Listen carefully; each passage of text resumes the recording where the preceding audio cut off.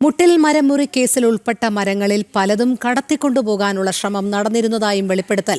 നിയമവിരുദ്ധമായി മുറിച്ചെടുത്ത മരം പെരുമ്പാവൂരിനടുത്തുള്ള ഒരു ടിമ്പർ ഡിപ്പോയിലേക്കാണ് കടത്തിയത്. വനം വകുപ്പിന് വിവരം ലഭിച്ചതിനെ തുടർന്ന് മരം തിരിച്ചു കൊണ്ടുവരികയായിരുന്നു. പാസുകളില്ലാതെ മരം കടത്തിയത് മില്ലിന്റെ ഉടമ തന്നെ മുതിർന്ന വനം വകുപ്പ് ഉദ്യോഗസ്ഥനെ അറിയിക്കുകയായിരുന്നു. കേസിൽ അട്ടിമറി നടന്നുവെന്ന വെളിപ്പെടുത്തലിന് പിന്നാലെയാണ് special public prosecutor Joseph Mathew ഇക്കാര്യം തുറന്നു പറഞ്ഞത്. സർ, ഇതിനു മുൻപ് ഈ മുറിച്ച തടികൾ മുഴുവൻ ഒരു ടിമ്പർ ഡിപ്പോയിലേക്ക് കടത്തി എന്ന ചില വിവരങ്ങൾ വന്നിരുന്നു. അത് തിരിച്ചു കൊണ്ടുവന്ന് ഇവിടെ സൂക്ഷിച്ചിട്ടുള്ളതാണെന്ന് അറിയാൻ സാധിക്കുന്നുണ്ട്. അതിൻ്റെ വിശദാംശങ്ങൾ എന്താണ്? ആ ടിമ്പർ ഡിപ്പോയുടെ ഉടമസ്ഥൻ്റെ ചില സ്റ്റേറ്റ്മെൻറ്റുകളും ചില ഇൻഫർമേഷനും ഇതിൽ നിർണായകമായിരുന്നു എന്ന് പറയുന്നത് കേട്ടിട്ടുണ്ട്. അതിൻ്റെ വസ്തുത എന്താണ്? ഈ മുറിച്ചു വീഴ്ത്തിയ മരങ്ങൾ വയനാട്ടിൽ നിന്ന് ഫെബ്രുവരി മാസം 3-ാം തീയതി ഒരു ലോറി നിറയെ വീട്ടിമരങ്ങൾ തടികൾ എറണാകുളത്തേക്ക് കയറ്റിക്കൊണ്ടുപോയിട്ടുണ്ട്.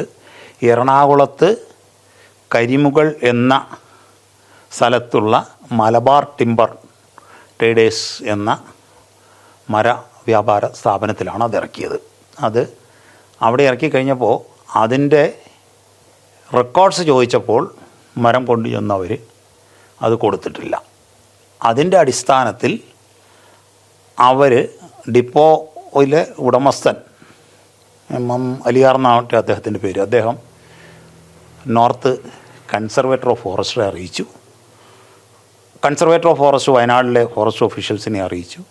അതിൻ്റെ ഫലമായിട്ട് റേഞ്ച് ഓഫീസർ ഷമീർ ഇവിടെ നിന്ന് പോയിട്ട് 8/2/2021 തീയതി ആ മരം കസ്റ്റഡിയിലെടുത്ത് തിരിച്ചു ഇവിടെ കൊണ്ടുവന്നു.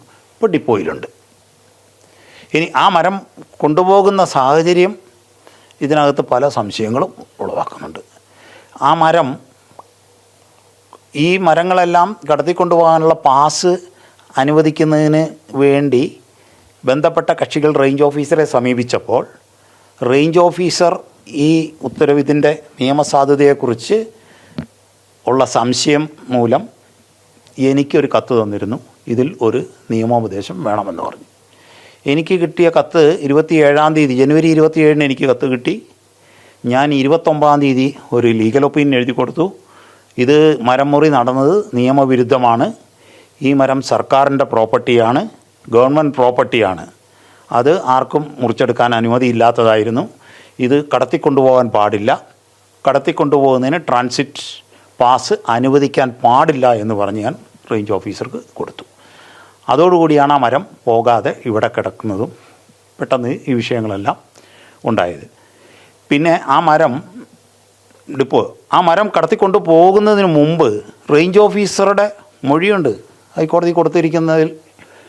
പിന്നെ CCFൻ്റെ മൊഴിയിൽ വ്യക്തമാണ്. റേഞ്ച് ഓഫീസർ മരം കടത്തിക്കൊണ്ട് പോകുന്നതിൻ്റെ ഈ മരത്തിൻ്റെ അവസ്ഥയെക്കുറിച്ച് ഒരു സ്പഷ്ടീകരണം ചോദിച്ചുകൊണ്ട് തഹസിൽദാർക്ക് ഒരു കത്തെഴുതിയിരുന്നു 29-ാം തീയതി. തഹസിൽദാർ മറുപടി കൊടുത്തില്ല.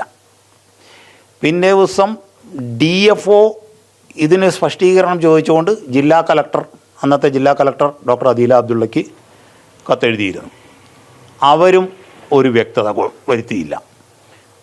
അതിന് ശേഷമാണ് ഇത് റിജക്റ്റ് ചെയ്യുന്നതും പാസ് റിജക്റ്റ് ചെയ്യുന്നതും പിന്നീട് അവർ യാതൊരു രേഖകളും ഇല്ലാതെ ഈ മരം കടത്തിക്കൊണ്ടുപോവുകയും ചെയ്തു.